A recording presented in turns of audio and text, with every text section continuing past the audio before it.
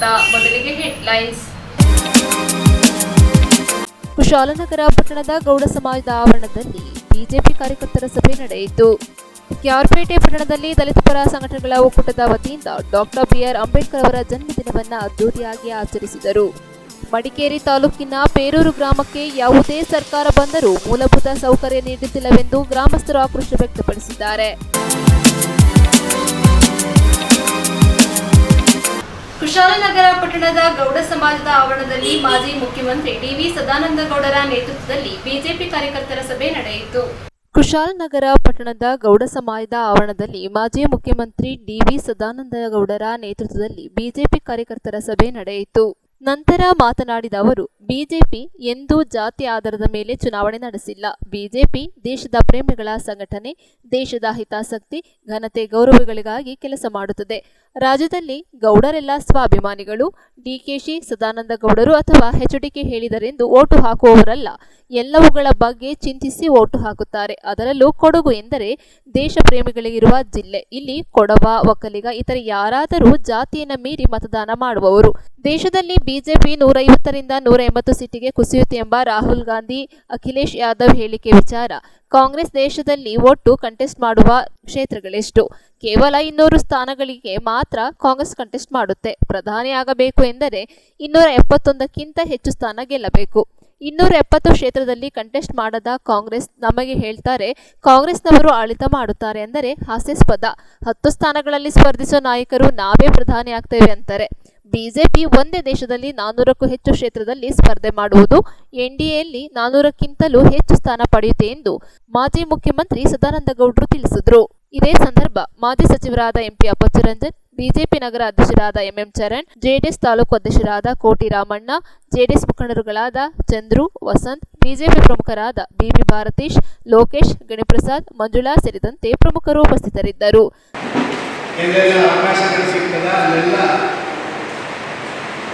ನಮ್ಮ ಪಕ್ಷದ ಪ್ರಮುಖರನ್ನ, ಸಾರ್ವಜನಿಕರನ್ನ ಉದ್ದೇಶಿಸಿ ಪಕ್ಷದ ವಿಚಾರಗಳನ್ನು ತಿಳಿಸುವಂಥದ್ದು ನಮ್ಮ ಜವಾಬ್ದಾರಿ. ಅದೇ ರೀತಿ ದಕ್ಷಿಣ ಕನ್ನಡ ಜಿಲ್ಲೆಯಿಂದ ಮತ್ತೆ ಬೆಂಗಳೂರಿಗೆ ಹೋಗುವಾಗ ಕೊಡಗಿನ ಒಂದೆರಡು ಭಾಗದಲ್ಲಿ ಕೂಡ ನೀವು ಬರಬೇಕು ಅಂತ ಹೇಳಿದ ಸನ್ಮಾನ್ಯ ಅಪ್ಪಚ್ಚುರಂಜನರು ನನ್ನಲ್ಲಿ ವಿನಂತಿ ಮಾಡಿಕೊಳ್ಳೋ ಕಾರಣ ಇವತ್ತೊಂದು 2-3 ಕಡೆ ಈ ರೀತಿ ಪ್ರಮುಖರನ್ನ ಭೇಟಿ ಮಾಡಿ ಮಾತಾಡುವಂಥ ಕೆಲಸ ಕಾರ್ಯಗಳು ಯಾವ ರೀತಿ ನಮ್ಮ ಕಾರ್ಯಾಚರಣೆಗಳು ನಡೀತಾ ಇದೆ ಅಂತ ತಿಳ್ಕೊಳ್ಳುವಂಥ ಒಂದು ಪ್ರಯತ್ನಗಳನ್ನು ಮಾಡುವಂಥಕ್ಕಾಗಿ ನಾನು ಕುಶಾಲನಗರದಲ್ಲಿ ನಿಮ್ಮೆಲ್ಲರ ಜೊತೆ ಸೇರಿದೆ. ಪ್ರಾಯಶಃ ಇಷ್ಟರ ನಡೆದಂಥ ಚುನಾವಣೆಗಿಂತ ಒಂದು ವಿಭಿನ್ನವಾದಂಥ ಚುನಾವಣೆಯನ್ನು ನಾವು ಈ ಸರಿ ಲೋಕಸಭಾ ಚುನಾವಣೆಯಲ್ಲಿ ನಡೆಸ್ತಾ ಇದ್ದೇವೆ. ಒಂದು ಕಡೆಯಿಂದ 2014ರಿಂದ ಸನ್ಮಾನ್ಯ ನರೇಂದ್ರ ಮೋದಿ ಅವರು ಈ ದೇಶದ ಪ್ರಧಾನಮಂತ್ರಿ ಆದ ಮೇಲೆ ತಗೊಂಡಂಥ ಆ ಕಾರ್ಯವೈಖರಿ ಅದನ್ನು ಒಂದು ಹಂತದವರೆಗೆ ನರೇಂದ್ರ ಮೋದಿ ಅವರು ತಗೊಂಡು ಹೋಗಿದ್ದಾರೆ. ಅದನ್ನು ಮುಂದುವರಿಸುವಂಥ ಒಂದು ಪ್ರಕ್ರಿಯೆ ಈ 3ನೇ ಚುನಾವಣೆ ನರೇಂದ್ರ ಮೋದಿ ಅವರದ್ದು ಅಂತ ನಾನು ಭಾವಿಸ್ತೇನೆ. ಎರಡನೇದಾಗಿ ದೇಶದಲ್ಲಿ ಸುಮಾರು 10-60 ವರ್ಷಗಳ ಕಾಲ ಆಡಳಿತ ಮಾಡಿ ದೇಶದ ಖಜಾನೆಯಿಂದ ನುಂಗಿ ನೀರು ಕೊಡಿದಂಥ ಆ ಕಾಂಗ್ರೆಸ್ನವರು ಮತ್ತೊಮ್ಮೆ ಈ ದೇಶದಲ್ಲಿ ತಲೆ ಎತ್ತದೆ ಅವರ ರಾಜಕೀಯ ಆ ವಿಚಾರಕ್ಕೆ ಅಂತಿಮ ನೆಲೆಯನ್ನು ಹಾಕಬೇಕು ಅಂತ ಹೇಳುವಂಥ ಸಮಾನ ಮನಸ್ಸನ್ನೆಲ್ಲ ಒಟ್ಟಿಗೆ ಸೇರಿದಾಗ ಮಾಡ್ತಾ ಇರುವಂಥ ಚುನಾವಣೆ. ಮೂರನೇದಾಗಿ ಯಾರು ಚುನಾವಣಾ ಪ್ರಣಾಳಿಕೆಯನ್ನು ಕೊಡ್ತಾರೆ ಆ ಚುನಾವಣಾ ಪ್ರಣಾಳಿಕೆಯನ್ನು ಅಕ್ಷರಶಃ ಅನುಷ್ಠಾನ ಮಾಡುವಂಥ ಒಂದು ರಾಜನೀತಿ ಇದನ್ನು ಮುಂದುವರಿಸುವಂಥ ಕೆಲಸ. ಈಗಾಗಲೇ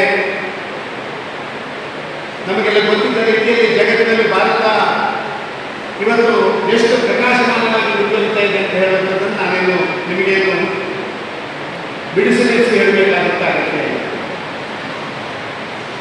ಭಿಕ್ಷಾಪಾಲನೆ ಎತ್ಕೊಂಡು ಹೋಗುವಂಥ ಭಾರತ ಇವತ್ತು ಜಗತ್ತಿನಲ್ಲಿ 5ನೇ ಸ್ಥಾನಕ್ಕೆ ಅದನ್ನು ತಲುಪಿಸುವಂಥದ್ದಲ್ಲಿ ನರೇಂದ್ರ ಮೋದಿ ಅವರ ಯಶಸ್ವಿಯಾಗಿದೆ. ನಿರಂತರವಾಗಿ ಭಯೋತ್ಪಾದನೆ ಇವತ್ತು ನೆಮ್ಮದಿಯ 3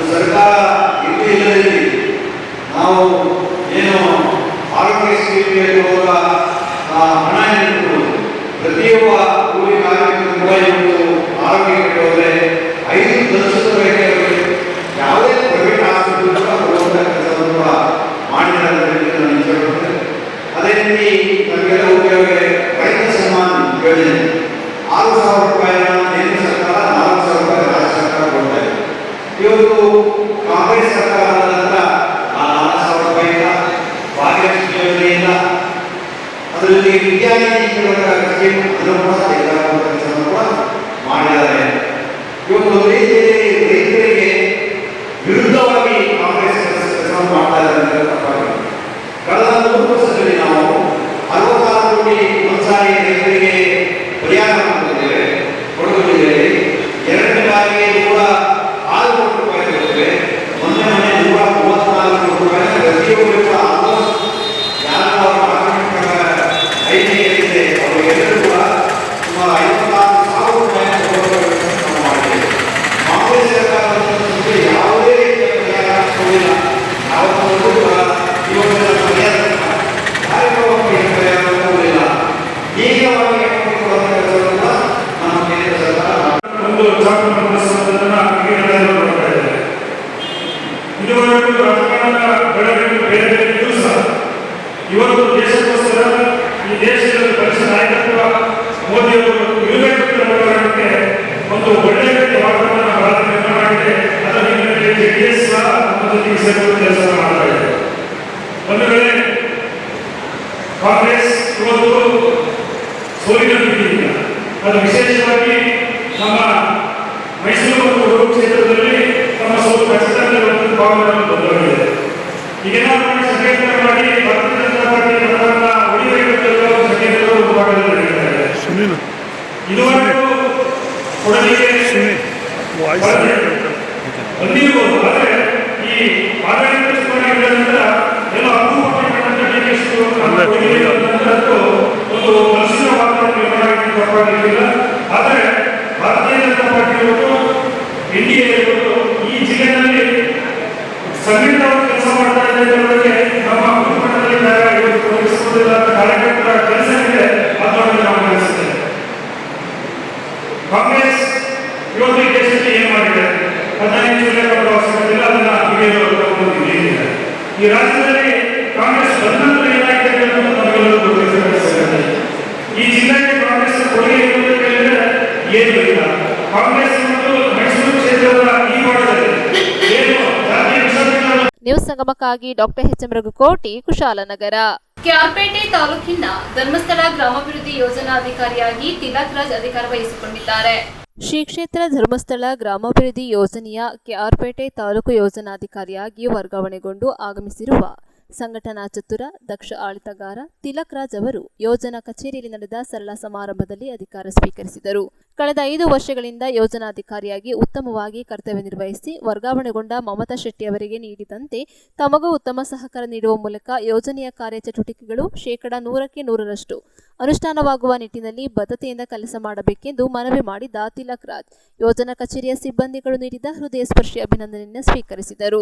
ಇದೇ ಸಂದರ್ಭದಲ್ಲಿ ಯೋಜನಾ ಕಚೇರಿಯ ಸಿಬ್ಬಂದಿಗಳು ಹಾಗೂ ಯೋಜನಾ ಮೇಲ್ವಿಚಾರಕರು ಮತ್ತು ಸೇವಾ ಪ್ರತಿನಿಧಿಗಳು ಉಪಸ್ಥಿತರಿದ್ದರು.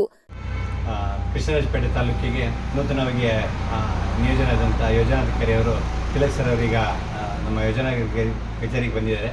ಈ ಹಿಂದೆ ಹೇಗೆ ನಿರ್ವಹಣೆ ಆಗ್ತಿದೆ ಅದೇ ರೀತಿ ಮುಂದೆನೂ ನಿರ್ವಹಣೆ ಮಾಡ್ಕೊಂಡು ಹೋಗ್ತಾರೆ ಅನ್ನೋ ನಂಬಿಕೆ ನಮ್ಮ ಎಲ್ಲ ಕಾರ್ಯಕರ್ತ ಬಂಧುಗಳಲ್ಲಿದೆ ಅಂತ ಈ ಮೂಲಕ ತಿಳಿಸ್ತಾರೆ. ಕ್ಷೇತ್ರದ ಮಂಜುನಾಥ ಸ್ವಾಮಿಯನ್ನು ಮನಸ್ಸಲ್ಲಿ ಪ್ರಾರ್ಥಿಸಿಕೊಳ್ಳುತ್ತಾ ಪೂಜ್ಯ ವೀರೇಂದ್ರ ಹೆಗ್ಗಡೆ ಅವರು ಹಾಗೂ ಮಾತೃಶ್ರೀ ಹೇಮಾವತಿ ಅಮ್ಮನವರ ಕೃಪಾಶೀರ್ವಾದ ಬೇಡುತ್ತಾ ನಮ್ಮ ಕೆಆರ್ಪೇಟೆ ತಾಲೂಕಿನಲ್ಲಿ ಇದುವರೆಗೆ ನಮ್ಮ ಮಮತಾ ಶೆಟ್ಟಿಯವರು ಕ್ಷೇತ್ರ ಯೋಜನಾಧಿಕಾರಿಯಾಗಿ ಧರ್ಮಸ್ಥಳ ಯೋಜನೆಯ ಎಲ್ಲ ಕಾರ್ಯಕೆಲಸಗಳನ್ನು ಮಾಡ್ತಾ ಇದ್ದರು. ಅವರ ವರ್ಗಾವಣೆಯ ಪ್ರಕ್ರಿಯೆಯಲ್ಲಿ ನಾನು ತಿಲಕ್ ರಾಜ್ ಅಂತೇಳಿ ನನ್ನ ಹೆಸರು. ನಾನು ಹೂವಿನಹಡಗಲಿ ವಿಜಯನಗರ ಜಿಲ್ಲೆಯ ಹೂವಿನಹಡಗಲಿ ತಾಲೂಕಿನಿಂದ ಯೋಜನಾಧಿಕಾರಿಯಾಗಿ ಇಲ್ಲಿ ನಮ್ಮ ಕೃಷ್ಣರಾಜಪೇಟೆ ಯೋಜನಾ ಕಚೇರಿಗೆ ಯೋಜನಾಧಿಕಾರಿಯಾಗಿ ಆಗಮಿಸಿದ್ದೇನೆ. ನಾವು ನಿನ್ನೆ ಜವಾಬ್ದಾರಿಯನ್ನು ಪಡೆದುಕೊಂಡಿದ್ದು ಇನ್ನು ಮುಂದಿನ ದಿನಗಳಲ್ಲಿ ನಮ್ಮ ಕೆಆರ್ಪೇಟೆಯ ತಾಲೂಕಿನ ಒಬ್ಬ ಸೋದರನಾಗಿ ಎಲ್ಲ ಕೆಆರ್ಪೇಟೆಯ ಯಾವುದೇ ಸಾಮಾಜಿಕ ಕೆಲಸಗಳಿರ್ಬೋದು ಅದರಲ್ಲಿ ಪ್ರತಿಯೊಂದರಲ್ಲೂ ಭಾಗಿಯಾಗಿ ಖಂಡಿತ ನಮ್ಮ ಧರ್ಮಸ್ಥಳ ಗ್ರಾಮಾಭಿವೃದ್ಧಿ ಯೋಜನೆಯ ಕಾರ್ಯಕಲಾಪಗಳನ್ನು ಮಾಡೋಣ ಅಂತ ಕೇಳಿಕೊಳ್ತಾ ನಮಗೆ ಎಲ್ಲ ಕೆಆರ್ಪೇಟೆಯ ಸಮಸ್ತ ನಾಗರಿಕ ಬಂಧುಗಳು ಹಾಗೂ ಜನಪ್ರತಿನಿಧಿಗಳು ಹಾಗೂ ಊರಿನ ಗಣ್ಯರು ಹಾಗೂ ಎಲ್ಲ ಪತ್ರಿಕಾ ಮಾಧ್ಯಮದವರು ಪ್ರತಿಯೊಬ್ಬರ ಸಹಕಾರವನ್ನು ನಾನು ಈ ಸಂದರ್ಭದಲ್ಲಿ ಕೇಳಿಕೊಳ್ತಾ ಇದ್ದೀನಿ. ನ್ಯೂಸ್ ಸಂಗಮಕ್ಕಾಗಿ ಡಾಕ್ಟರ್ ಕೆಆರ್ ನೀಲಕಂಠ, ಕೆಆರ್ಪೇಟೆ. ಆಲೂರು ತಾಲೂಕು ತಾಳೂರು ಸರ್ಕಾರಿ ಹಿರಿಯ ಪ್ರಾಥಮಿಕ ಶಾಲೆಯಲ್ಲಿ ಬೇಸಿಗೆ ಶಿಬಿರದ ಅಂಗವಾಗಿ ಪ್ರಥಮ ಚಿಕಿತ್ಸೆ ಬಗ್ಗೆ ಅರಿವು ಮೂಡಿಸಲಾಯಿತು. ಸಾಮಾನ್ಯವಾಗಿ ಅಪಘಾತ ಅವಘಡಗಳಾದ ಸಂದರ್ಭದಲ್ಲಿ ಪ್ರಾಣಾಪಾಯದಿಂದ ರಕ್ಷಣೆ ನೀಡುವ ಹಿನ್ನೆಲೆಯಲ್ಲಿ ಪ್ರಥಮ ಚಿಕಿತ್ಸೆ ಮಹತ್ತರ ಪಾತ್ರ ವಹಿಸುತ್ತದೆ. ವ್ಯಕ್ತಿ ಗಾಯ ಅಥವಾ ಅವಘಡಗಳಿಗೆ ಸಿಲುಕಿದಾಗ ಒದಗಿಸುವ ಆರಂಭಿಕ ಆರೈಕೆ ಇದಾಗಿದೆ ಎಂದು ರಾಜ್ಯ ಸಹಾಯಕ ಸಂಘಟನಾ ಆಯುಕ್ತೆ ಎಚ್.ಎಂ. ಪ್ರಿಯಾಂಕಾ ಅಭಿಪ್ರಾಯಪಟ್ಟರು. ಆಲೂರು ತಾಲೂಕು ತಾಳೂರು ಸರ್ಕಾರಿ ಹಿರಿಯ ಪ್ರಾಥಮಿಕ ಶಾಲೆಯಲ್ಲಿ ತಾಲೂಕು ಭಾರತ್ ಸ್ಕೌಟ್ಸ್ ಮತ್ತು ಗೈಡ್ ಸಂಸ್ಥೆ ಹಮ್ಮಿಕೊಂಡಿದ್ದ ಬೇಸಿಗೆ ಶಿಬಿರ ಕಾರ್ಯಕ್ರಮದಲ್ಲಿ ಪ್ರಥಮ ಚಿಕಿತ್ಸೆಯ ಬಗ್ಗೆ ಮಾತನಾಡಿ, ಅಪಘಾತಗಳ ಸಂದರ್ಭದಲ್ಲಿ ಅಪಘಾತಕ್ಕೀಡಾದ ವ್ಯಕ್ತಿಗೆ ಆಸ್ಪತ್ರೆಗೆ ಕರೆದುಕೊಂಡು ಹೋಗುವ ಮುನ್ನ ಸ್ಥಳದಲ್ಲಿಯೇ ಕೊಡುವ ಸಕಾಲಿಕ ತತ್ಕ್ಷಣ ಚಿಕಿತ್ಸೆಯನ್ನೇ ಪ್ರಥಮ ಚಿಕಿತ್ಸೆ ಎನ್ನುವರು. ಪ್ರಥಮ ಚಿಕಿತ್ಸೆಯಲ್ಲಿ 3 ಸುವರ್ಣ ನಿಯಮಗಳಿವೆ. ಇವುಗಳನ್ನು ಕಡ್ಡಾಯವಾಗಿ ಪಾಲಿಸಿದಾಗ ವ್ಯಕ್ತಿಯ ಜೀವ ಕಾಪಾಡಲು ಸಾಧ್ಯ ಎಂದರು. ಇದೇ ಸಂದರ್ಭದಲ್ಲಿ ಜಿಲ್ಲಾ ಪ್ರಮುಖ ಆಯುಕ್ತರಾದ ಡಾಕ್ಟರ್ ವೈ.ಎಸ್. ವೀರಭದ್ರಪ್ಪ, ಜಿಲ್ಲಾ ಜಂಟಿ ಕಾರ್ಯದರ್ಶಿ ಎಚ್.ಜಿ. ಕಾಂಚನಮಾಲಾ, ಜಿಲ್ಲಾ ಸಹಾಯಕ ಆಯುಕ್ತರಾದ ಎಂ. ಬಾಲಕೃಷ್ಣ, ಜಿಲ್ಲಾ ಕಾರ್ಯದರ್ಶಿ ಸುರೇಶ್ ಗುರೂಜಿ, ರಾಜ್ಯ ಸಹಾಯಕ ಸಂಘಟನಾ ಆಯುಕ್ತೆ ಎಚ್.ಎಂ. ಪ್ರಿಯಾಂಕಾ, ತಾಲೂಕು ಕಾರ್ಯದರ್ಶಿ ಕೊಟ್ರೇಶ್ ಎಸ್. ಉಪ್ಪಾರ್, ತಾಲೂಕು ಖಜಾಂಚಿ ಬಿ.ಎಸ್. ಹಿಮಾ, ನಿವೃತ್ತ ಶಿಕ್ಷಕ ಎಸ್.ಎನ್. ಸಿದ್ದಯ್ಯ ಸೇರಿದಂತೆ ಸ್ಕೌಟ್ಸ್ ಗೈಡ್ಸ್ ವಿದ್ಯಾರ್ಥಿಗಳು ಹಾಜರಿದ್ದರು. ನ್ಯೂಸ್ ಸಂಗಮಕ್ಕಾಗಿ ಓಂ ಶ್ರೀಹನಿ, ಕುಶಾಲನಗರ. ಕ್ಯಾರ್ಪೇಟೆ ಪಟ್ಟಣದ ಸ್ಕಾಲರ್ಸ್ ಪದವಿ ಪೂರ್ವ ಕಾಲೇಜಿನ ದ್ವಿತೀಯ ಪಿಯುಸಿಯಲ್ಲಿ ಅತಿ ಹೆಚ್ಚು ಅಂಕ ಗಳಿಸಿದ ವಿದ್ಯಾರ್ಥಿಗಳನ್ನು ಸನ್ಮಾನಿಸಿ ಗೌರವಿಸಲಾಯಿತು. ಕ್ಯಾರ್ಪೇಟೆ ಪಟ್ಟಣದ ಹಳೆ ಮೈಸೂರು ರಸ್ತೆಯಲ್ಲಿರುವ ಸ್ಕಾಲರ್ಸ್ ಪದವಿ ಪೂರ್ವ ಕಾಲೇಜಿನ ದ್ವಿತೀಯ ಪಿಯುಸಿ ಪರೀಕ್ಷೆಯಲ್ಲಿ ಅತಿ ಹೆಚ್ಚು ಅಂಕಗಳನ್ನು ಪಡೆದು ಸಾಧನೆ ಮಾಡಿದ ಪ್ರತಿಭಾವಂತ ವಿದ್ಯಾರ್ಥಿಗಳಿಗೆ ಪ್ರತಿಭಾ ಪುರಸ್ಕಾರ ನೀಡಿ ಸನ್ಮಾನಿಸಿ ಗೌರವಿಸಲಾಯಿತು. ಕಾಲೇಜಿನ ಸಭಾಂಗಣದಲ್ಲಿ ಪ್ರಾಂಶುಪಾಲ ಮಂಜುನಾಥ್ ಅವರ ಅಧ್ಯಕ್ಷತೆಯಲ್ಲಿ ನಡೆದ ಪ್ರತಿಭಾ ಪುರಸ್ಕಾರ ಸಮಾರಂಭದಲ್ಲಿ ಪತ್ರಕರ್ತ ಆರ್. ಶ್ರೀನಿವಾಸ್ ಅವರ ಸುಪುತ್ರಿ ಬಿ.ಎಸ್. ಮೊನಾಲಿಸಾ ವಿಜ್ಞಾನ ವಿಭಾಗದಲ್ಲಿ 586 ಅಂಕಗಳನ್ನು ಪಡೆದರೆ, ವಾಣಿಜ್ಯ ವಿಭಾಗದಲ್ಲಿ ಸಾನಿಕಾ ಎಂ 584 ಅಂಕಗಳನ್ನು ಪಡೆದು ತಾಲೂಕಿಗೆ ಪ್ರಥಮ ಸ್ಥಾನ ಪಡೆದು ಸಾಧನೆ ಮಾಡಿದರೆ, ಸ್ಪಂದನಾ ಜಿಎಸ್ 582 ಅಂಕಗಳನ್ನು ಪಡೆದಿದ್ದಾರೆ. ವಿಜ್ಞಾನ ವಿಭಾಗದಲ್ಲಿ ಗಾನವಿ ಎಚ್.ಬಿ 577, ವರ್ಷಿಣಿ 576, ಶ್ರೇಯಸ್ ಗೌಡ ಎಂಸಿ 575 ಹಾಗೂ ಪ್ರತಿಭಾವಂತ ವಿದ್ಯಾರ್ಥಿಗಳ ಪೋಷಕರನ್ನು ಕಾಲೇಜು ಆಡಳಿತ ಪರವಾಗಿ ಸನ್ಮಾನಿಸಿ ಗೌರವಿಸಲಾಯಿತು.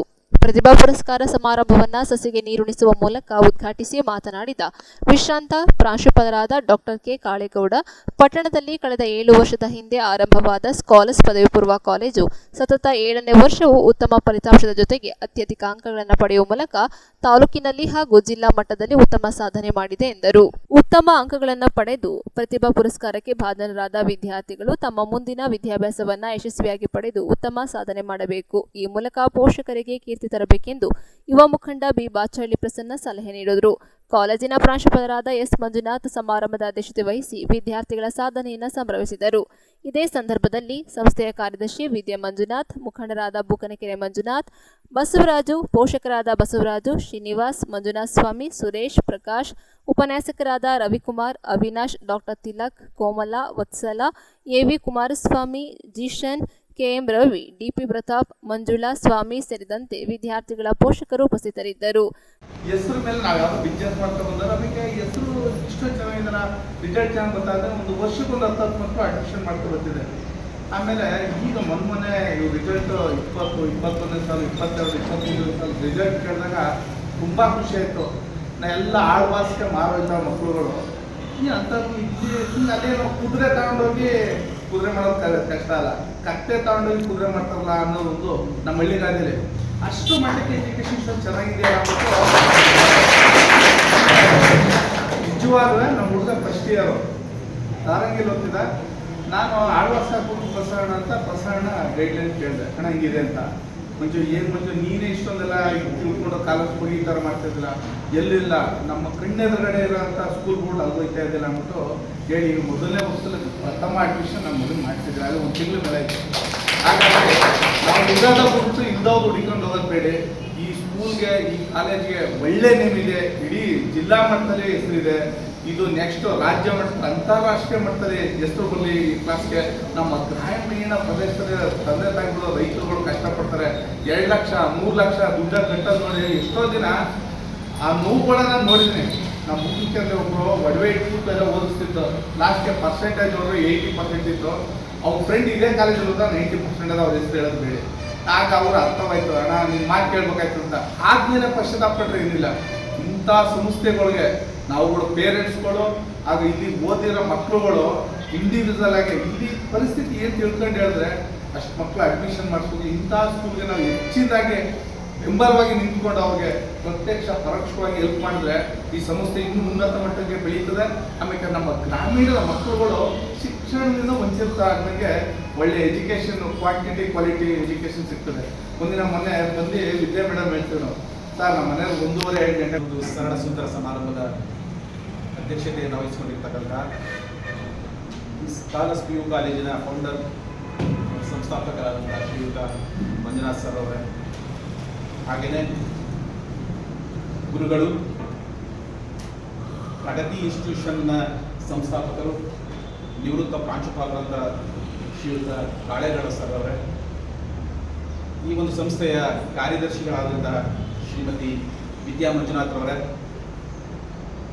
ಹಾಗೆಯೇ ಈ ವೇದಿಕೆ ಮೇಲೆ ಆಸೀನರಾಗಿರ್ತಕ್ಕಂಥ ಮಂಜುನಾಥ್ ಅವರೇ, ಪ್ರಸನ್ನರವರೇ, ಉಪನ್ಯಾಸಕ ಸಿಬ್ಬಂದಿಗಳೇ ಹಾಗೂ ಪೋಷಕ ವರ್ಗದವರೇ, ಪ್ರೀತಿಯ ವಿದ್ಯಾರ್ಥಿಗಳೇ.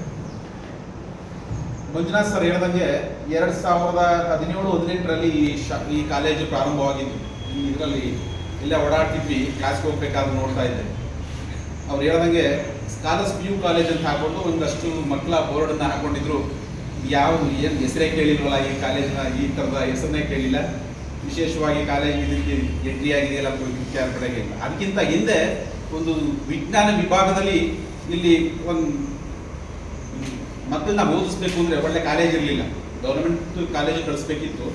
ಅಲ್ಲಿ ಇಷ್ಟು ಕೇರ್ ಮಾಡಿ ಇದು ಮಾಡ್ತಾರೆ ಅಂತ ಮಾಡ್ತಿರ್ಲಿಲ್ಲ. ನಾವೇನು ಅಂದ್ಕೊಂಡಿದ್ದು, ನನ್ನ ಮೊದಲನೇ ಮಗಳನ್ನ 2019-20ರಲ್ಲಿ ಈ ಕಾಲೇಜಿಗೆ ಸೇರಿಸ್ಲಿಕ್ಕೆ ಬಂದಾಗ ನೋಡಿದೆ. ಅದು ಮನಸ್ಸಲ್ಲಿ ಇದೇ ರೋಡಲ್ಲಿ ಹೋಗ್ತಿದ್ರಿಂದ ಅನಿರೀಕ್ಷಿತವಾಗಿ ವಿಸಿಟ್ ಮಾಡಿದೆ. ಸೇರ್ಸೋಣ ಈ ಸಲ, ನೋಡೋಣ, ಇಲ್ಲೇ ಇದೆಯಲ್ಲ, ಮನೆ ಪಕ್ಕದಲ್ಲೇ ಇದೆಯಲ್ಲ ಕಾಲೇಜು, ದೂರ ಯಾಕೆ ಹೋಗ್ಬೇಕು ಅಂತ ಹೇಳಿ. ಆಗ ಮಂಜುನಾಥ್ ಸರು ಚೇಂಬರಲ್ಲಿದ್ದರು, ಮಾತಾಡಿಸ್ದೆ. ಸಾಕಷ್ಟು ಅವ್ರ ಮಾತುಗಳು ನನಗೆ ಒಂಥರ ಕಾನ್ಫಿಡೆನ್ಸ್ ಬಂತು. ನೋಡೋಣ, ಪ್ರಯತ್ನ ಮಾಡೋಣ, ಒಂದು 2 ತಿಂಗಳಾದರೂ ಈ ಕಾಲೇಜಲ್ಲಿ ನನ್ನ ಮಗಳನ್ನ ಅಡ್ಮಿಷನ್ ಮಾಡಬೇಕು ಅಂತ ಹೇಳಿ ನಮ್ಮ ಶ್ರೀಮತಿ ಅವ್ರ ಜೊತೆ ಮಾತಾಡಿಕೊಂಡು ಮನೇಲಿ ಹೇಳಿದಾಗ ಅವಳು SSLCನಲ್ಲಿ 97% ತಗೊಂಡಿದ್ದು. ಆ ಸ್ಟೂಡೆಂಟ್ ಅವಳನ್ನ ಈ ಕಾಲೇಜಿಗೆ ನೀವು ಸೇರಿಸ್ಬೇಕಂತ ಮನೆಗಳಲ್ಲಿ ಸ್ವಲ್ಪ ವಿರೋಧ ಮಾಡಿದ್ರು. ಆದರೂ ಪರವಾಗಿಲ್ಲ, ನೋಡೋಣ. ಯಾಕೆಂದರೆ ನನಗಿಂತ ಮುಂಚೆ ನಮ್ಮ ಆತ್ಮೀಯ ಮಕ್ಕಳು ಕೂಡ ಕೆಲವರು ಇಲ್ಲಿ ಓದ್ತಾ ಇದ್ದಾರೆ. ಬೆಟರ್ ಲರ್ನ್, ಬೆಸ್ಟ್ ಲರ್ನ್ ಅನ್ನೋ ಥರ ಇದೆ. ಅಷ್ಟು ಪರ್ಫೆಕ್ಟ್ ಪರ್ಸನಾಲಿಟಿ ಅವರು ಮತ್ತು ಅವ್ರ ಮಿಸಸ್. ನೀವು ಇಂಥ ಒಂದು ಶಿಕ್ಷಣ ಸಂಸ್ಥೆ ಬರೋರು ಕೂಡ ನೀವು ಅಂಥವ್ರೇ ಆಗಿರ್ತೀರಿ, ನೀವು ಕೂಡ ಅಂಥವ್ರೇ ಆಗಿರ್ತೀರಿ. ನನಗೆ ಭಾರಿ ಸಂತೋಷದಿಂದ ಈ ಸಮಾರಂಭಕ್ಕೆ ಬಂದೆ. ತುಂಬ ಮಾತಾಡಿದ್ವಿ. ನಮ್ಗೆ ಹೇಳ್ತಾರೆ, ನಮಗೆ ನೀಟಾಗಿ ಗೊತ್ತಿಲ್ಲ, JEE ಗೊತ್ತಿಲ್ಲ, CET ಗೊತ್ತಿಲ್ಲ, ಏನೇನು ಗೊತ್ತೇ ಇಲ್ಲ ನಮಗೆ. ಅವತ್ತು ಫಸ್ಟ್ ಕ್ಲಾಸ್ ಅಲ್ಲ, ಜಸ್ಟ್ ಕ್ಲಾಸ್ ಆದರೆ ನಮ್ಗೆ ಅತ್ಯದ್ಭುತ ಅಂತ ಒಂದು ಸಾಧನೆ ಮಾಡಿದ್ದಾರೆ. ನಮ್ಮ ಗುರುಗಳು ಹೇಳಿದಂಗೆ, ಕಾಳೇಗೌಡರು ಹೇಳಿದಂಗೆ, ನಿಮ್ಮ ಇದೆಲ್ಲ ನಿಮ್ಮ ಆಲೋಚನೆ ಎಲ್ಲ ನೀಟು, JEE ಆ ತಪ್ಪು. JEEಯಲ್ಲಿ ಆಲ್ಮೋಸ್ಟ್ ಸಂಖ್ಯೆ ಗೊತ್ತು ಚೆನ್ನಾಗಿ, 25-30 ಲಕ್ಷ ಜನ ಎಕ್ಸಾಮ್ ಬರೀತಾರಂತೆ ಇಡೀ ದೇಶದಲ್ಲಿ. ಅದರಲ್ಲಿ ಕೆಲವರು ನನಗೆ ತೋರಿಸಿದ್ರು ಪರ್ಫಾರ್ಮೆನ್ಸ್. ನನ್ನ ಆಸೆ, ಪ್ರತಿಯೊಬ್ಬ ವಿದ್ಯಾರ್ಥಿ ನೀವೇನಿದ್ದೀರಿ, ಪ್ರತಿಯೊಬ್ಬ ವಿದ್ಯಾರ್ಥಿ ಕೂಡ JEE ಅಥವಾ ಅದಕ್ಕಿಂತ ಮೀರಿದಂಥ ಅವಕಾಶಗಳು ಏನೇನಿದೆ, ಅದು IAS ಇರ್ಬೋದು, IIT ಇರ್ಬೋದು, IIM ಇರ್ಬೋದು, ಆ ಥರದ ಶಿಕ್ಷಣ ಸಂಸ್ಥೆ ನಮ್ಗೆ ಗೊತ್ತೇ ಇಲ್ಲ. ಪೇರೆಂಟ್ಸ್ಗಳಿಗೆ ಗೊತ್ತಿಲ್ಲ. ನಾನು ಯಾರೋ ನಮ್ಮ ಪೇರೆಂಟ್ಗೊಬ್ಬರಿಗೆ ಹೇಳ್ತಾ ಇದ್ದೆ, ಅವ್ರಿಗೆ ಅದೇನು ಗೊತ್ತಿಲ್ಲ. ಅವ್ರ ಲೆವೆಲ್ಗೆ ಯೋಚನೆ ಮಾಡ್ತಾರೆ, ಬೇಡಿ ಬಿಡಿ ನಮಗೆ ಅಂತ. ಯಾಕೆಂದ್ರೆ ಮಂಜುನಾಥ್ ಅವರ ವಿಷನ್ ಹಂಗಿದೆ. ಅವರ ಕೆಳಗಡೆ ನಮ್ಮ ಮಕ್ಕಳು ಕಲ್ತ್ರೆ ಅದ್ಭುತವಾಗಿ ಆಗ್ತಾರೆ. ಇಲ್ಲಿ ಯಾರು ಡಿಸ್ಟರ್ಬ್ ಮಾಡೋದ್ರು ಅವ್ರ ವಿಚಾರ ಮಾತಾಡ್ತಾ ನಾನು ಅವ್ರು ಕನ್ವಿನ್ಸ್ ಮಾಡಿದೆ. ದಯಮಾಡಿ ನೀವೆಲ್ಲ ಪೇರೆಂಟ್ಗಳು ಇದು ನನ್ನ ಮನಸ್ಸಿಗೆ ಹಾಕೊಳ್ಳಿ. ಮಂಜುನಾಥ್ ಸರ್ ಅವರ ಸಾಧನೆ ಇನ್ನಷ್ಟು ಮೇಲಕ್ಕೆ ಹೋಗಲಿ. ಯಾರೋ ಡಿಸ್ಟರ್ಬ್ ಮಾಡಿದ್ರು ಅಂತೇಳಿ ಅದು ಸ್ಟಕ್ ಆಗಬಾರ್ದು. ಹಾಗಾಗಿ ಮಕ್ಕಳುಗಳು ಕೂಡ ನೀವು ರಿಸ್ಕ್ ತಗೋಬೇಕು. ಇಂಥ ದೊಡ್ಡ ಉದ್ದೇಶ ಇರುವಂಥ ಒಂದು ಸಂಸ್ಥೆನ ಏನಾದರೂ ಮಾಡಿ ಒಡೆದಾಕಬೇಕು ಅಂತ ನಾನು ನೋಡಿದ್ದೀನಿ. ಕೆಲವ್ರಿಗೆ ಹೇಗಿರುತ್ತೆ ಅಂದರೆ, ನನ್ನ ಒಂದು ಕೈ, ಒಂದು ಕಾಲು, ಒಂದು ಕಣ್ಣು, ಕಿವಿ ಹೋದ್ರೂ ಪರವಾಗಿಲ್ಲ, ಎದುರುಗಡೆ ಒಂದು ಏನೋ ಒಂದು ಗಾಳಿ ಇದೆ. ನಾನು I am not sure of that, ಹಾಗೆ ಅಲ್ಲ ಸರ್ ಅದು ಬರೋದು. ಬಟ್ ಇವ್ರು ಹೇಗೆ ಅಂದರೆ, ನಂದು ಒಂದು ಕೈ, ಒಂದು ಕಣ್ಣು, ಒಂದು ಕಿವಿ ಅಂತಲ್ಲ, ನನ್ನ 2 ಕಣ್ಣು, 2 ಕೈ, 2 ಕಿವಿ ಹೋದ್ರೂ ಪರವಾಗಿಲ್ಲ. ನಾನು ಎದುರುಗಾಡಿದ್ದು ಅಂದರೆ ಮಂಜುನಾಥ್ ಅವ್ರದ್ದು ಒಂದು ಕಿವಿ, ಒಂದು ಕಣ್ಣು, ಒಂದು ಕಿವಿ ಹೋದ್ರಿ ಅಂತೇಳಿ ಅವರು ಅಲ್ಲಿ ಕೂತಿದ್ದಾರೆ, ಇಲ್ಲಿ ಹೋಗಿದ್ದಾರೆ. ಪಾಪ ಅವ್ರಿಗೆ ಆ ಥರದ್ದು ಇವರು ದೊಡ್ಡ ಮಟ್ಟದಲ್ಲಿ ಸಂಸ್ಥೆ ಬೆಳೆಸಿದ್ದಾರೆ. ಅವರ ಮಿಸಸ್ ಅವರ ಒಡವೆ ಕೂಡ ಅಡ್ಬಿಟ್ಟು ಅವರು ದೊಡ್ಡ ಮಟ್ಟದಲ್ಲಿ ಬೆಳೆಸಿದ್ದಾರೆ ಅಂತ ಹೇಳ್ತಿದ್ರು. ಹಾಗಾಗಿ ನಾನು ಅವ್ರು ಯಾರು ಗೊತ್ತೇ ಇಲ್ಲ ನನಗೆ. ಬಟ್ ಆದರೂ ಅವ್ರ ಸಾಧನೆ ಹೇಳ್ಬೇಕು. ಅದಕ್ಕೆ ಹೇಳ್ತೀನಿ, ನಮ್ಮ ಮಂಜು ಹೇಳ್ಬೇಡಿ ಅಂತ ಸನ್ನೆ ಮಾಡ್ತಾರೆ. ಅವ್ರ ಸಾಧನೆಗೆ ನಾನು ಅಭಿಮಾನಿಯಾಗಿದ್ದೀನಿ. ತುಂಬ ಹೇಳೋದಿತ್ತು. ಇರಲಿ, ದಯಮಾಡಿ ನಿಮ್ಮ ಸಂಸ್ಥೆ ಬಗ್ಗೆ ನಿಮಗೆ ಅಭಿಮಾನ ಇರಲಿ, ಈ ಸಂಸ್ಥೆಯ ಅಭಿವೃದ್ಧಿಗೆ ನಿಮ್ಮ ಕೊಡುಗೆ ಇರಲಿ. ನೀವು ನಿಮ್ಮ ಜೂನಿಯರ್ಸ್ ಇರ್ತಾರೆ ಅಥವಾ ಇನ್ಯಾರು ನಿಮ್ಮ ಕಾಂಟಿಪರ್ಸ್ ಇದ್ದಾರೆ ಅವರೆಲ್ಲರೂ ಇದೇ ಶಾಲೆಯಲ್ಲಿ ಸೇರಿಸಿ ಅವರು ಕೂಡ ಪ್ರತಿಯೊಬ್ಬ JEE ಇರ್ಬೋದು, ನೀಟ್ ಇರ್ಬೋದು ಅಂತ ದೊಡ್ಡ ಪರ್ಫಾರ್ಮರ್ ಆಗಿ ನಮಗೆ CET ತಗೊಂಡ್ರೆ ಏನಪ್ಪ ಮ್ಯಾಕ್ಸಿಮಮ್ ಅಂದರೆ ಏನು ಇಂಜಿನಿಯರಿಂಗ್ ಸೀಟು ಮತ್ತೊಂದು ಅಂತ ನಮ್ಗೆ ಗೊತ್ತಿರುತ್ತೆ. ಬಟ್ JEE ನೀವು ಹೋಯ್ತು ಅಂತ ಅಂದರೆ IIT IAS ಅಥವಾ ಇನ್ಯಾವುದೋ ಒಂದು ಸಂಸ್ಥೆಯಲ್ಲಿ ಹೋದ್ರೆ ಕೇಂದ್ರ ಸರ್ಕಾರದ ಹ್ಯೂಮನ್ ರಿಸೋರ್ಸ್ ಮಿನಿಸ್ಟ್ರಿ ಅಂಡರ್ ನಾವು ಇಂಡಿವಿಜುವಲ್ ಆಗಿ ಓದೋದಾದ್ರೆ ಫಾರಿನ್ ಎಲ್ಲ ಓದೋದಾದ್ರೆ. ನ್ಯೂಸ್ ಸಂಗಮಕ್ಕಾಗಿ doctor KR Neelakantha, KR Pete. Napoklu ಸಮೀಪದ ಪೇರೂರು ಗ್ರಾಮಕ್ಕೆ ಯಾವುದೇ ಸರ್ಕಾರ ಬಂದರೂ ಮೂಲಭೂತ ಸೌಕರ್ಯ ಕಲ್ಪಿಸುವಲ್ಲಿ ವಿಫಲರಾಗಿದ್ದಾರೆ ಎಂದು ಗ್ರಾಮಸ್ಥರು ಮತದಾನ ಬಹಿಷ್ಕಾರ ಮಾಡುವುದಾಗಿ ಎಚ್ಚರಿಕೆ ನೀಡಿದ್ದಾರೆ. 5 ವರ್ಷಗಳಿಗೊಮ್ಮೆ ಬೆಟ್ಟಗುಡ್ಡ ಕಣಿವೆಗಳನ್ನೇರಿ ಮತದಾರರ ಪಾದ ಮುಟ್ಟಿ ನಮಸ್ಕರಿಸಿ ಮತಯಾಚಿಸುವ ರಾಜಕಾರಣಿಗಳಿಗೆ ಇಷ್ಟವಾಗುವ ಕಾಲೋನಿಯೊಂದು ಕೊಡಗಿನಲ್ಲಿದೆ.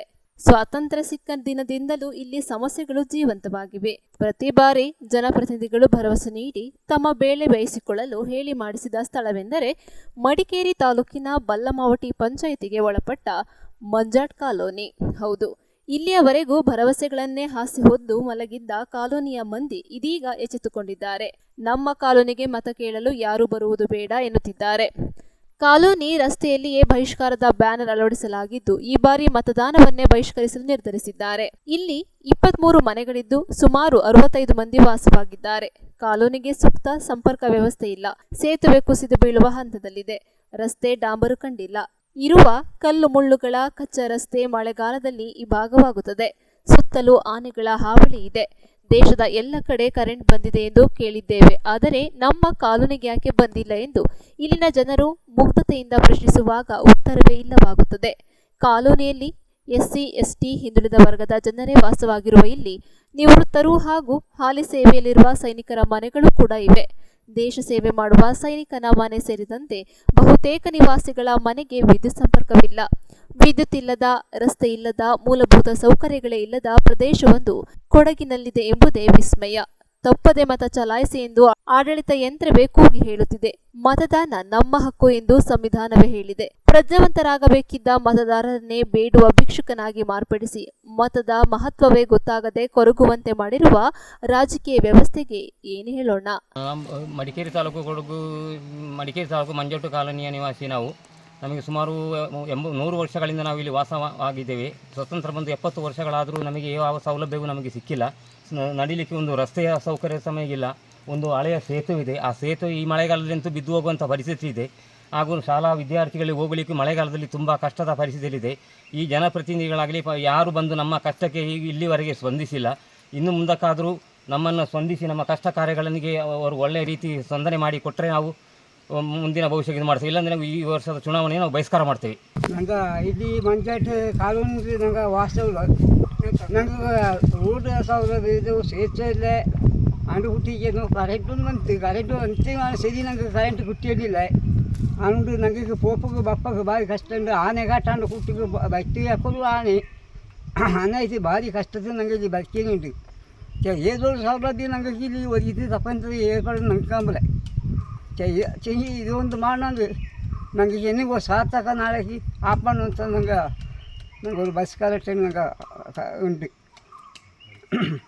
ಮಡಿಕೇರಿ ತಾಲೂಕು ಬಲ್ಲಮಾವಟಿ ಗ್ರಾಮ ಪಂಚಾಯಿತಿ ವ್ಯಾಪ್ತಿಗೆ ಒಳಪಡಿರುವ ಮಂಜಟ್ಟೆ ಹರಿಜನ ಕಾಲೋನಿಗೆ ಸ್ವಾತಂತ್ರ್ಯ ಬಂದ ನಂತರ ಇದುವರೆಗೆ ಯಾವುದೇ ಒಂದು ಮೂಲಸೌಕರ್ಯ ಇಲ್ಲದ ಕಾರಣ ಈ ಲೋಕಸಭಾ ಚುನಾವಣೆಯನ್ನು ಬಹಿಷ್ಕಾರ ಮಾಡುತ್ತೇವೆ ಎಂದು ತೀರ್ಮಾನಿಸಿದ್ದೇವೆ. ಗ್ರಾಮದ ಮಂಜಾಟ್ ಕಾಲೋನಿಯವರು ಇಲ್ಲಿ ರೋಡ್ ಸರಿ ಇಲ್ಲ, ಸೇತುವೆ ಇಲ್ಲ. ನಮಗೆ ಶಾಲೆಗೆ ಹೋಗಲು ತುಂಬ ದೂರ ಇದೆ. ಇಲ್ಲಿ ಆನೆಗಳ ಕಾಟ ತುಂಬ ಇದೆ. ನಮ್ಮ ರೋಡ್ ಅನ್ನು ಸರಿ ಮಾಡಿಕೊಡಬೇಕಾಗಿದೆ. ಪೇರೂರು ಗ್ರಾಮದ ಮಂಜಾಟ್ ಕಾಲೋನಿ ನಿವಾಸಿಗಳು. ಇಲ್ಲಿ ಯಾವ ಪಕ್ಷದವರೆಲ್ಲ ಬಂದುಬಿಟ್ಟು ದೇಶದ ಹೆಸರು ಹೇಳ್ಕೊಂಡು, ಸೈನಿಕರ ಹೆಸರು ಹೇಳ್ಕೊಂಡು ಮತ ಕೇಳ್ತಾರೆ. ಇಲ್ಲಿ ನೋಡಿದರೆ ನಮ್ಮ ಈ ಮಂಜಾಟ್ ಕಾಲೋನಿದನೇ 2 ಜನ ದೇಶ ಸೇವೆ ಮಾಡ್ತಿದ್ದಾರೆ, ಸೈನಿಕರು ಇದ್ದಾರೆ. ಒಂದು ಸೈನಿಕರ ಒಂದು ಮನೆಗೆ ಒಂದು ಕರೆಂಟು ಇಲ್ಲ, ದಾರಿ ಇಲ್ಲ ಅಂದರೆ ಆದ್ದರಿಂದ ಈ ಸಲ ನಾವೊಂದು ಮತ ಬಹಿಷ್ಕಾರ ಮಾಡ್ತಾ ಇದ್ದೇವೆ. ನ್ಯೂಸ್ ಸಂಗಮಕ್ಕಾಗಿ ದುಗ್ಗಳ ಸದಾನಂದ, ನಾಪೋಕ್ಲು. ಕೆಆರ್ಪೇಟೆ ಪಟ್ಟಣದಲ್ಲಿ ದಲಿತ ಪರ ಸಂಘಟನೆಗಳ ಒಕ್ಕೂಟದ ವತಿಯಿಂದ ಡಾಕ್ಟರ್ BR ಅಂಬೇಡ್ಕರ್ ಅವರ ಜನ್ಮದಿನವನ್ನು ಅದ್ದೂರಿಯಾಗಿ ಆಚರಿಸಿದರು.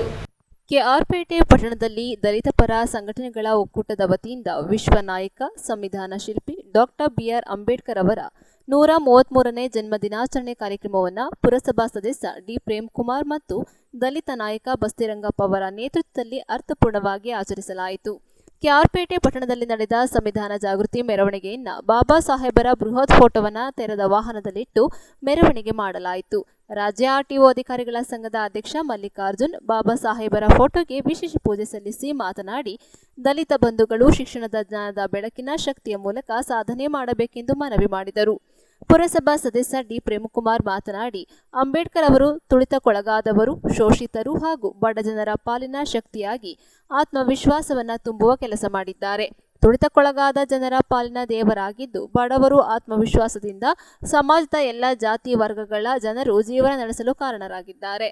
ಅಂಬೇಡ್ಕರ್ ಅವರು ಭಾರತೀಯರ ಕಲ್ಯಾಣಕ್ಕೆ ನೀಡಿರುವ ಸಂವಿಧಾನವು ವರದಾನವಾಗಿದ್ದು, ಸರ್ವರಿಗೂ ಸಮಪಾಲು, ಸರ್ವರಿಗೂ ಸಮಬಾಳು ಎಂಬ ಸಂದೇಶವನ್ನು ಸಾರುತ್ತಿದೆ. ದೇಶಕ್ಕೆ ಸ್ವತಂತ್ರ ಬಂದು 75 ವರ್ಷ ಕಳೆಯುತ್ತಿದ್ದರೂ ಸಂವಿಧಾನದ ಆಶಯಗಳು ಇಂದಿಗೂ ಸಮರ್ಪಕವಾಗಿ ಜಾರಿಯಾಗಿಲ್ಲ ಎಂದು ಬೇಸರ ವ್ಯಕ್ತಪಡಿಸಿದರು. 1,000ಕ್ಕೂ ಹೆಚ್ಚಿನ ದಲಿತ ಬಂಧುಗಳು ಹಾಗೂ ಮಹಿಳೆಯರು ಕೆಆರ್ ಅಂಬೇಡ್ಕರ್ ನಗರ ಹಾಗೂ ಕೆಆರ್ಪೇಟೆ ಪಟ್ಟಣದ ಮುಖ್ಯ ರಸ್ತೆಗಳಲ್ಲಿ ಅಂಬೇಡ್ಕರ್ ಭಾವಚಿತ್ರ ಹಾಗೂ ಉರಿಯುತ್ತಿರುವ ಮೇಣದ ಬತ್ತಿಯನ್ನು ಕೈಯಲ್ಲಿ ಹಿಡಿದು ಹೋರಾಟದ ಘೋಷಣೆಗಳನ್ನು ಕೂಗಿ ಸಂಭ್ರಮಿಸಿದರು.